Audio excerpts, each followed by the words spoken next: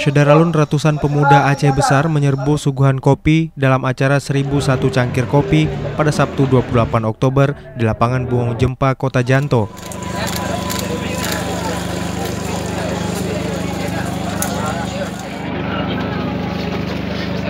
Kegiatan yang digelar Dinas Pariwisata, Pemuda dan Olahraga dan Komite Nasional Pemuda Indonesia Aceh Besar itu dalam rangka memperingati Hari Sumpah Pemuda.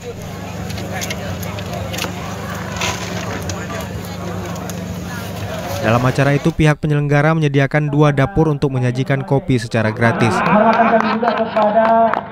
Usai upacara yang juga dilaksanakan di lapangan tersebut, para pemuda dan unsur Pemkab Aceh Besar langsung menyerbu sajian kopi dan minum kopi bersama. Selain kopi juga disediakan cemilan lain seperti kacang, jagung, hingga pisang rebus yang merupakan komoditi kabupaten tersebut. Selain itu juga digelar donor darah yang berhasil mengumpulkan darah 55 kantong, serta memberikan door prize kepada para peserta upacara yang hadir dengan hadiah sepeda, dispenser, dan magicom.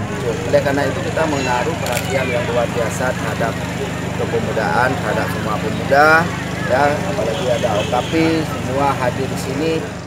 Dari Janto, Muhammad Nasir, Serambi On TV.